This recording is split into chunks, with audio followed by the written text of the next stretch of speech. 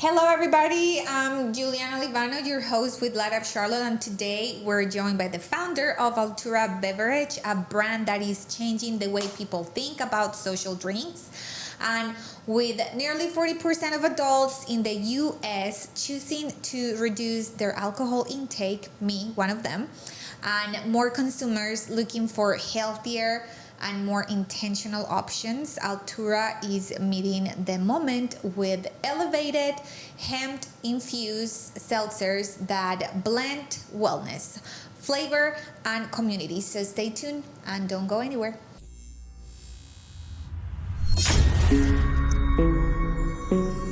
Welcome to Lith Up Charlotte, a space for stories that matter, businesses that inspire, and a community that shines together. Parte una. Hello, everybody. Welcome to another podcast. I'm pretty excited because I have David right here, and he is actually the owner of Altura Beverage. Well, I kind of say it with an accent, right? Altura, but it's called Altura. Altura, so Altura. yeah. Altura, if you want to say it that way, or Altura, it both works. And he created this brand, and I love it. It's delicious, actually. Appreciate it. Thank you. And he's going to tell us a little bit more about how he started his business. So, David, welcome. Thank you for being here today. Oh, great. Thank you guys for having me. I'm really excited to, give more awareness to these type of products. So, yeah, let me know. I mean, do you guys want to know a little bit more about... Yeah, so first of all, I know we just finished our Lith Up Charlotte event. Yes, yeah. How do you feel after winning the award for this year, Lith Up Charlotte? I think what you're doing is wonderful, Juliana. You're highlighting people and businesses that are working really hard to not only push something they really believe in, but able to also work, together to push each other and propel how we can bring awareness to our products or services in our city.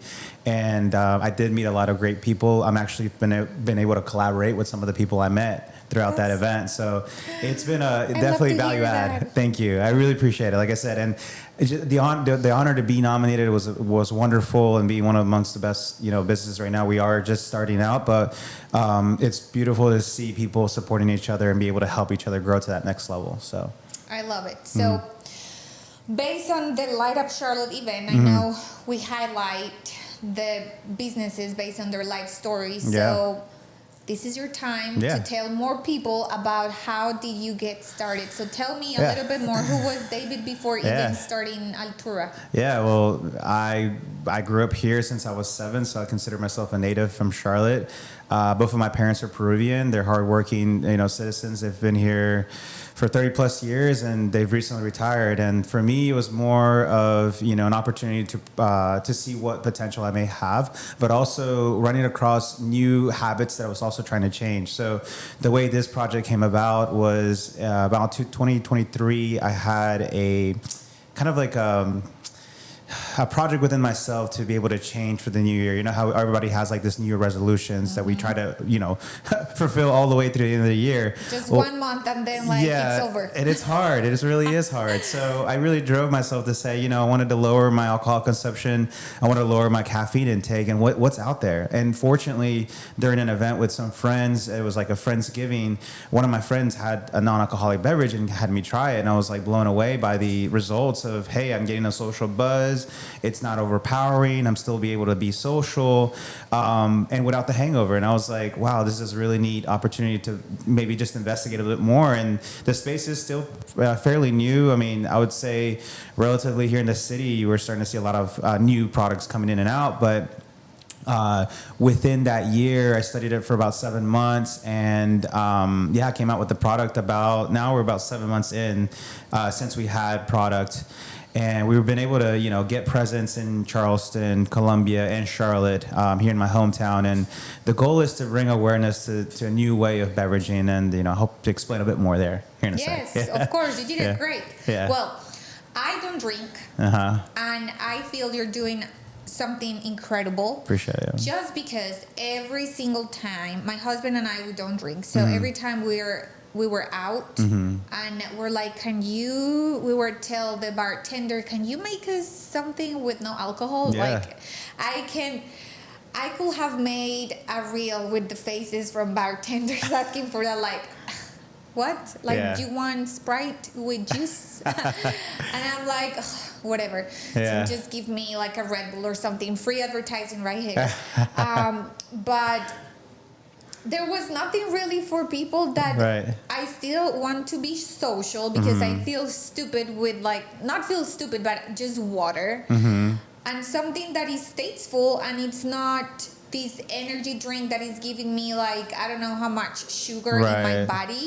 Or caffeine. Or, And yes, and it was nothing there. So I actually got into my research for non-alcoholic drinks, and it says like the non-alcoholic beverages surged 20% in volume in 2023, and that's a big oh yeah, it's a big jump. percentage. Yeah, I mean, I think we're starting to see a growing demand on non-alcoholics. People are wanting to be more aligned to wellness, fitness, that kind of world. And recently, I mean, there's a lot of studies about decline in alcohol consumptions, period, especially for the new generation. So, although it's not fairly common yet, I think there is a lot of movement towards bringing more wellness opportunities. Again, the product that I do want to highlight is the functional beverage, because I think there is a lot of possibilities with that. The point behind this product is not only to get you the energy without the caffeine, which again, a lot of people are still fairly new, and how are you getting energy without caffeine, right?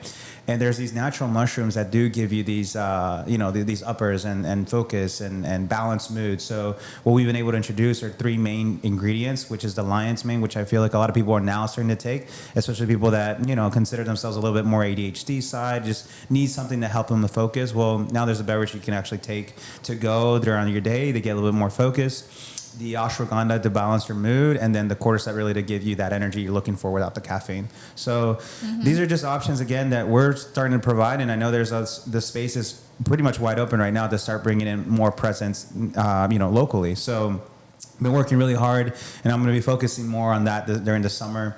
And then again, the other product, which has that social aspect of the buzz, are the white cans, and these are called the hemp infused products, right? We've actually started introducing mocktails during the summer, so that's kind of a new spin to what we were already providing. So some of the pop-ups that we've been able to do is just trying to test what the people are really wanting, and like you mentioned, people are looking for mocktail options, and once we've been able to find that in the space of pop-ups, people are aligning to it and liking it. So and people are getting better.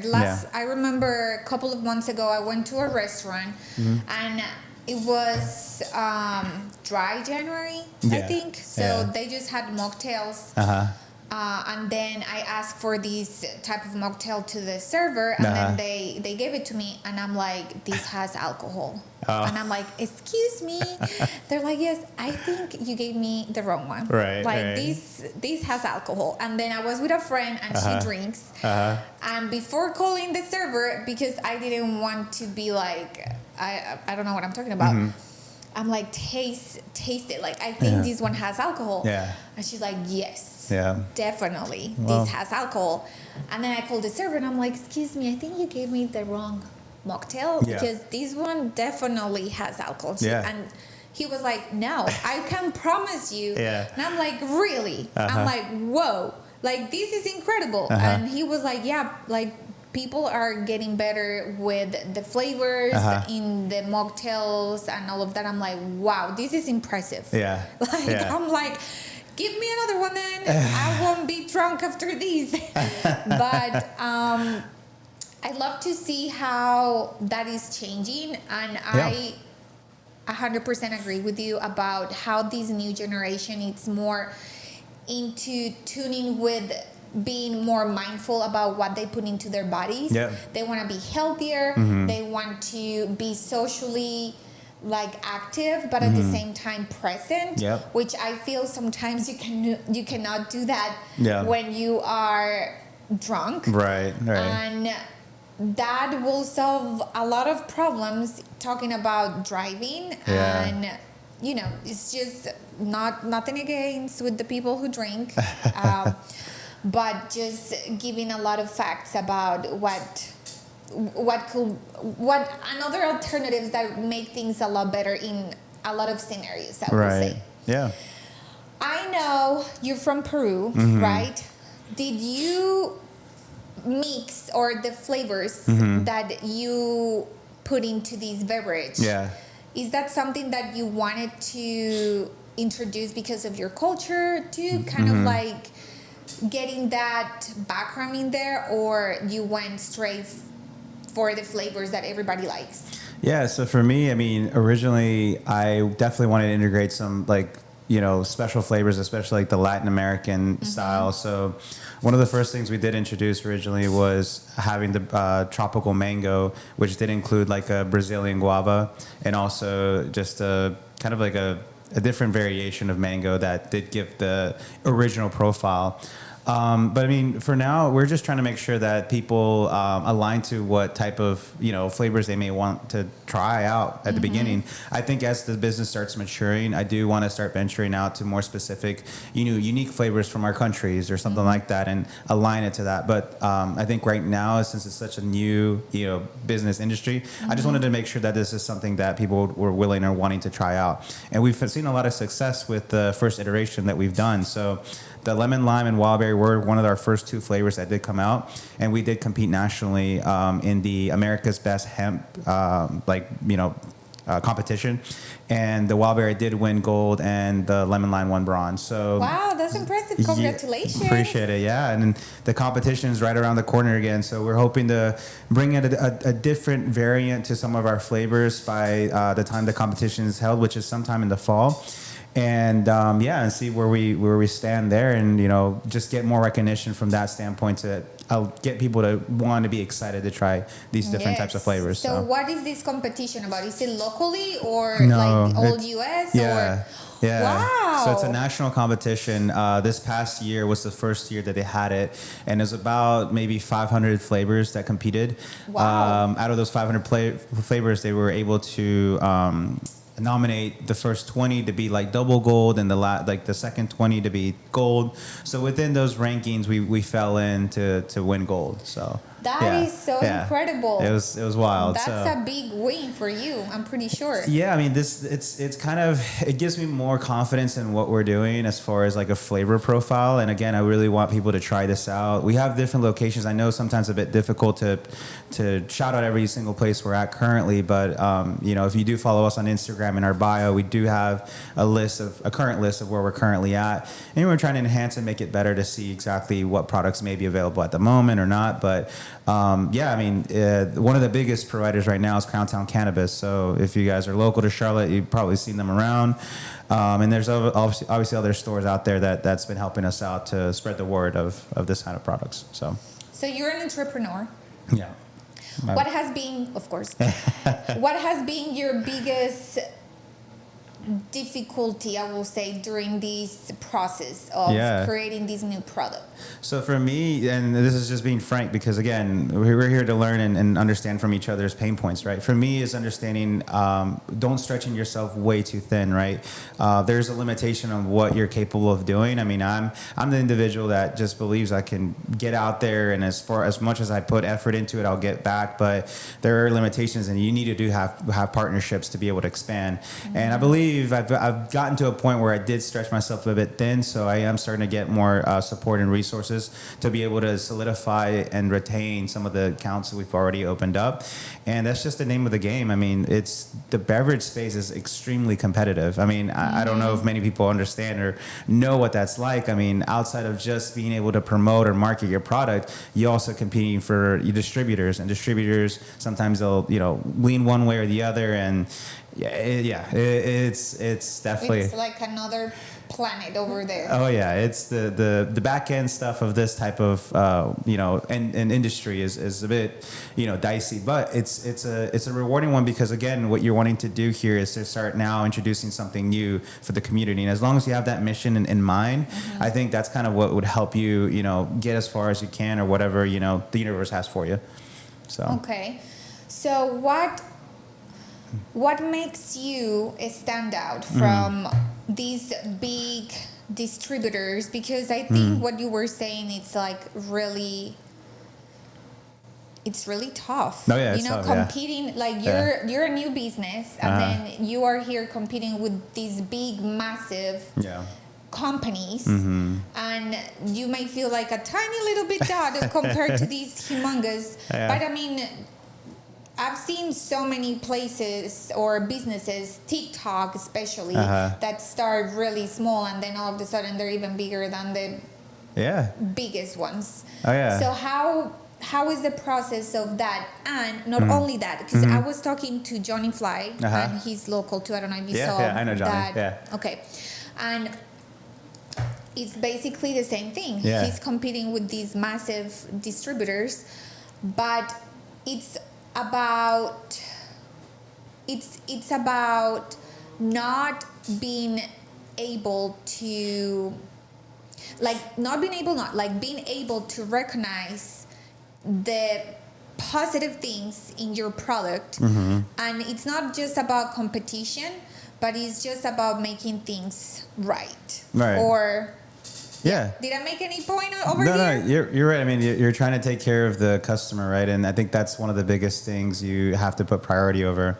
And in that same light, for me, it's also helping bring brand awareness and an identity to the brand.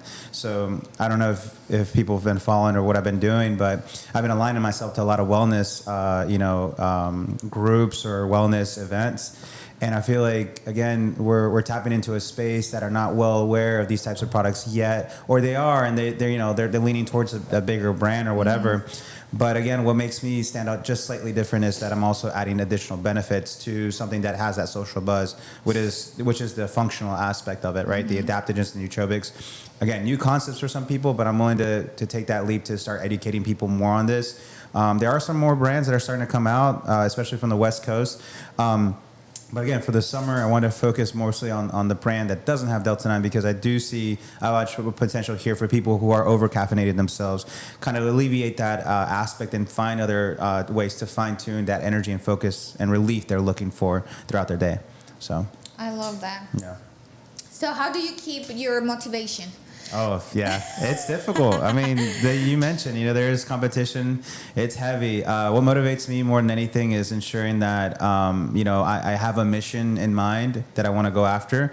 And, doors are opening. I mean, that's the thing. Like, when some things do, I mean, everything's a roller coaster. Life's a roller coaster, right? Business is going to be the same way, and you're going to have your up and down. But I think as long as you're focused towards that mission and try to fulfill it, I guess that's kind of what keeps driving me. Because if it's not for that, then you kind of lose sight of what's the intent behind all this. If it's for other aspects of why you're doing this, you're gonna falter. But if you have something in place and mission that people want to believe in and want to align to, then that kind of makes it much easier to be able to continue to push forward. So, and most importantly, and I think we talk about this with one of our other guests, was about not stopping after you fail once. Right. Oh. Because, that's what happens with a lot of entrepreneurs, where they have a really good idea and you're like, oh my gosh, this person is going to kill it with this product or this business. And as soon as something goes wrong, they're just like, I cannot do this anymore. And that's what I feel. It puts us aside from the others.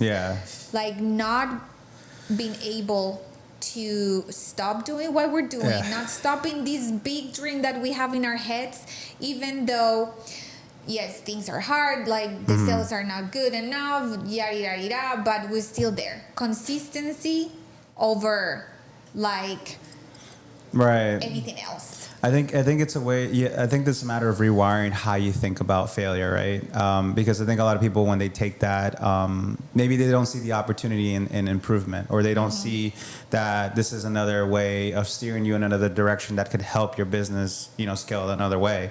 So I would say that that's kind of probably what it is at the end of the day. I mean, everybody is human. Everybody's going to feel that gut-wrenching hit once you do fail.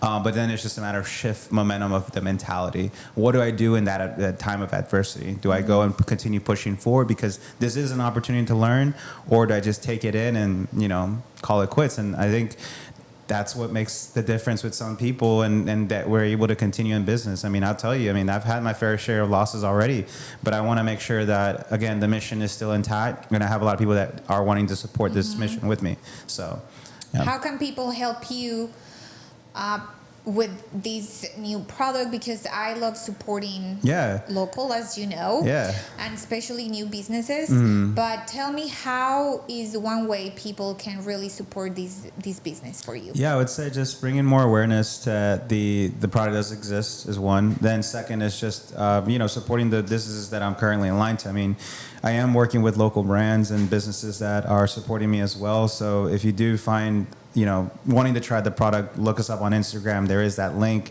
Try out exactly what locations we're at. I mean, that would be one of the first things to do. And then again, I guess with any business, you start retaining people that want to provide some resources here and there. And I'm open to that. I mean, we're at the beginning stages still trying to figure out where we can start aligning people together to be able to scale this to that next level. And fortunately, again, I've been meeting a lot of great people. It's just a matter of now taking those next couple of steps. So what are the biggest connections that you meet in this industry that will make you grow? Like let's say bartenders or breweries. I mean, what are those industries that you feel are the biggest highlight for you to really grow? Yeah, so the biggest thing is just ensuring that once we do bring in more distributors, because right now our biggest one is with The Plug. They work or focus mostly on dispensaries. But then again, the representation in different states with distributors that do want to believe in this vision already have the arsenal of locations where they can plug in the product is kind of where it becomes helpful. And, fortunately, a couple of doors have been opening. There's a couple of follow-ups that need to be happen because of, ensuring that there's enough production and time that we can get the product to them. Because, again, different distributors require certain quantities, and you got to ensure that your production can handle that. Fortunately, mine can. It's just a matter of timing of how big the quantity is going to be, how long can they wait. So, I think that's the one biggest key is once you start getting enough distributors and them being able to be trained up enough to understand that how different this product could be according to maybe the other things they have in their portfolio, that's another way we can continue to scale and grow. So have you thought about maybe introducing these to breweries? Because I know maybe, I mean, I don't know how this works, and you tell me if I'm wrong or not. But maybe those big containers that you just when you go to these bar hopping Kegs. Or whatever. Yeah. Like, is that something you may be able to create and maybe introduce to these breweries for people that, like me, don't want to really, I really want to go and socialize and get to these cool places, but why am I going to pay all of this money when I'm not going to be drinking even half of this beer that they're offering me, Yeah. But maybe, there is kombucha but I mean, if there was something like this, it will be ideal. Right. Yeah. So that will be another option for you, maybe to talk to. Breweries are crazy right now in Charlotte. Yeah, so definitely. That may be another option. Yeah, of course. I mean, I appreciate you bringing that up. We did look at talking to our manufacturer about kegging, so that is an option. It's just a matter about getting enough people that would be willing to, making that investment, reasonable. So I mean, getting enough traction regarding the breweries. If there's enough people that really do want the product, then we set aside, quantity amount that we can start introducing that to. But also I'm noticing that some of the breweries are also wanting to come out with their own brand. So who's to say, like, depending on what brewery they want to open up, if they want to do that, great. If not, they want to see this option, continue to grow or be something of a support. We can work with them on that. So nice. Yeah. Okay, so what is next for Altura? Yeah, so for the summer, again, we want to promote mostly our functional. I think there is a lot of really good opportunities, even from a bigger, retail side. So we're hoping here in the next couple of months we can lock something in to get more of a presence. Also, just being more engaging with the community, being able to be more aligned to some of the lifestyles that we want to be part of. So hopefully more events. So we hope to be better about letting people know when these things happen. And then, I guess building more of a presence in the Carolinas. So that's the biggest things for me. And then one way of doing that is the mocktails that we're starting to introduce. So one location like Papi Rico, I don't know if many people know, in Plaza, they've been a really big supporter of ours as well. And they've actually started introducing the mocktails as well, option in there. So if you find yourself fancy to try it out, go out there. Also big, corporations like New York Butcher and Fort Mill has been, going through these really nicely. So we've been very thankful for their support as well. And like I said, there's numerous of other businesses like Salud and Sip City and, even up to all the way to Twigs up in Cornelius. Really, really good business that have been supporting us from day one. So I love that. I love that people are supporting new businesses because just as you were mentioning, collaboration is the main key for us to really be successful. Right, yeah. Okay, well, thank you for being here today. And just to finalize, tell me, how can you keep lighting up Charlotte? How can I keep lighting up Charlotte? I just focus on the mission. Yes, I'll go through my ups and downs, but I really believe in the product that we have today. There could be other businesses that also do something similar as us, but again, being a local native from Charlotte, I do want to bring an identity for us, for our community, regardless if we're from Charlotte or Latino, whatever. Just want to find ways to identify with that. So that's how I would love to light up my city, is to give them a new option outside of caffeinating yourself, over consumption with alcohol. Find a way that people can align themselves with this type of product. Awesome. Yeah. Okay, well, that was a great podcast today. And subscribe, comment below if you have tried Altura. Which one was the flavor that you like the most? What flavor do you want to start looking for? I mean, I would love to hear back from you guys too. Exactly. New flavors that you want to hear from David, and follow him and stay tuned for a new podcast. See you guys next time. Thanks for tuning in to Light Up Charlotte, where we keep the spotlight on real stories. If you love this episode, don't forget to subscribe, leave a review, and follow us on Instagram to keep the inspiration going. Until next time, stay lit, Charlotte.